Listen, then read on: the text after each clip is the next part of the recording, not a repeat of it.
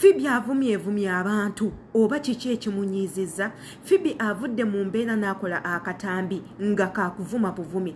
I've never seen her mad like this. Era nga nage simanyi ensonga kwevudde abeere ng'ali bw'ati. Naye era mukimanyi ife tuli bantu omuntu gy'okoma omunyigiriza ennyo bannange yeetamwa n'akoowa oba abafirika ebintu ebyo tebabimanyi oba tebabitegeera. Tosobola kuvuma omuntu leero n'omuvuma oluddako n'enkeera omuntu n'omuvuma ng'ali bweru n'akomawo e Uganda ng'okyamuvuma ng'olinga agamba nti omuntu oyo toyagala abeerewo. Omuntu oyo n'omubeerako n'omuteeka kakaliriro okuva lw'adde e Uganda n'otuleetera okulowooza wali toyagala muntu oyo akomewo waka wali oyagala afiireyo. Singa olwo yafiirayo n'olyoka otandika okutijjukana ng'oteekako RIP wumula mirembe kale tabadde na buzibu. Ife Abafirika twagala nnyo okusiima omuntu ng'agenze ne twerabira nti ebbanga lyabadde abeera naffe tubadde ne chance nnene nnyo ey'okwagala oyo omuntu ey'okumuwaanako okumusuuta okumulaga omukwano as in to give back to that person. Okwagala omuntu tekitegeeza nti nno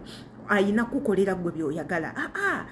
Let people be in existence. Omuntu wabeerawo nakyo kinyuma kirungi nnyo okulaba muntu munno nga wali yadde nga tomwagala. Era essaawa zino eno n'obeera n'omulabe ne bakera ku makya ne bakubikira nti omulabe oyo afudde kigenda kutokyalinga obulamu bwo bwonna. Naye nga it's better to keep your enemies closer. Kijja kuyambako okumanya kikyazaako kikyabala naye gy'okoma okweggyako abalabe bo olw'okuba toyagala balabako. Muganda wange you're killing it all. Toyina kyogenda kufunamu. Tugenda kubanga tugendako mu katambi ka Phoebe ng'awanda omuliro ng'avuma abaana okufaako obufi. Guno gwe mulundi gwo ogusoosa okuvuma wabula ate naawe nkimanyi togenda mujaji ng'ogenda beera kusaidiye nga nze bwe nkoze. Yenze Sheila Adita amu Evon Positivity weebale kubanga subscribing or liking or commenting okola ekintu kirungi nnyo ate era sagala ojjoko tukyetaaga abantu bangi mubeerenga mu subscribing. You know it's a very good vibe here. Kyolina okukola gwebeera nga otwekuumirako mbatumirako bw'oba nga onsabye give me obubaka bw'omu inbox awo ngambe mwana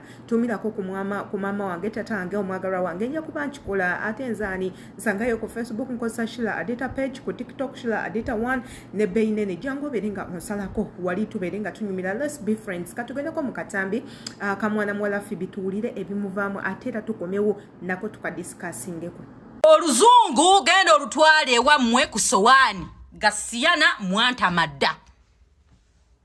Oluzungu olemwa gyoberage gamakinga ebibuuzo bya S4 gyoberage gamakinga ebibuuzo bya senior 6 mwatwalako wadda.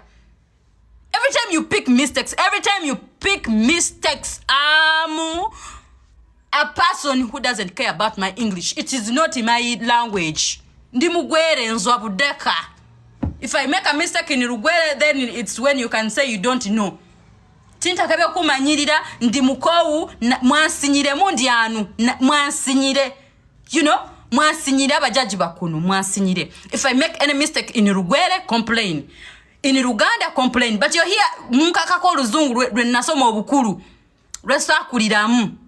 Ndowooza nawe akakatambi okawulidde bulungi nnyo Phoebe ng'ayomba mmwe baani abamulemerako lwaki mumunyiyense. And the girl is right. She's very right. 100% right. I support her. Omanyi kiba kirungi ebiseera ebisinga n'olaga omuntu nti onyiize. Omuntu gy'akoma okukola ekintu and you show nti nno tofaayo. Munange muganda wange that thing is killing you inside. Ekintu ekyo kigenda kubanga kikuluma obeerawo nga weetisse obusungu naye it's better n'obeera ng'obufulumya n'olaga omuntu oyo mwana ekintu kyokola si kirungi. Ate ffe Abafirika I don't know how we grew up simanyi oba tuliko mizimu oba tuliko bitambo oba kiki. Abafirika tetweyagala. Abafirika tetwagaliza eva twagala okulaba omuntu ng'ali wansi. Omuntu omulaba ng'ayina eddala lyagenze ku ggwe mu kifo ky'omusupportinga ofuba kulaba nti akka. Abafirika ekintu ekyo tukiina. Sometimes I love my color.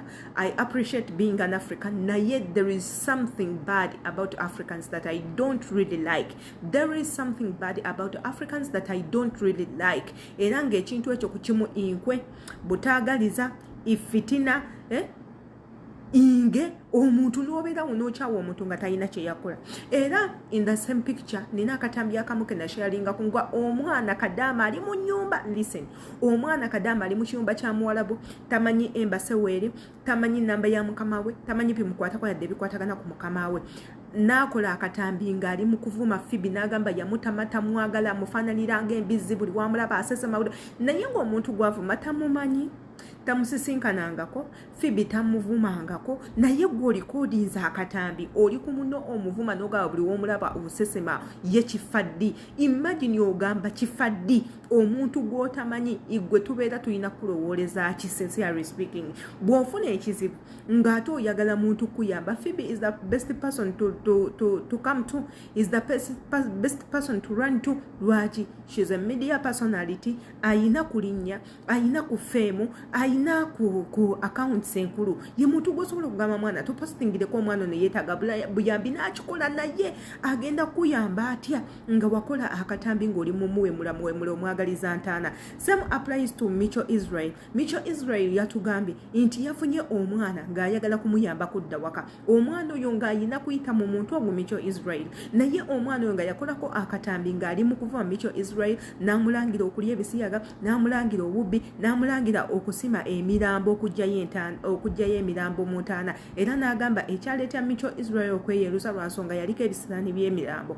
Micho Israel ekintu ekyo kyamuluma, naye laba Kama, I always tell you Kama is a beach, nga temwagala bitegera. Kama is a beach, ajjira bw'otamwetaagira. Munnanga omwana we yafunye obuzibu, omuntu gye bamusindisa okumuyamba Munnayuganda muno yabadde Micho Israel. Micho Israel n'amugamba sigenda kukuzzaayo Uganda, njagala obeerewo, obeere mu bizibu, bwakiri bakusibe naye nga sigenda kukuyamba unless ng'okoze akatambi ng'oli mu kunneetondera, ng'oyogera byonna byewanvuma ng'oli mu kunneetondera okateekeyo ku TikTok nga we yakola kali. Ndowooza ebintu ebyo mubiraba. You people start using internet in a good way. Abantu bonna babadde ku internet nga bakolyako ebintu ebyekisiru, bavumirako bantu, bavulako bantu, mubalaba their end, how their end is. Bananga mutandika okuba nga mu revisinga mu neeyisa yammwe mu bikolwa byammwe, tolina kyogenda kubayagaliza ofune. Yenze Shila Adita, embaagala nnyo.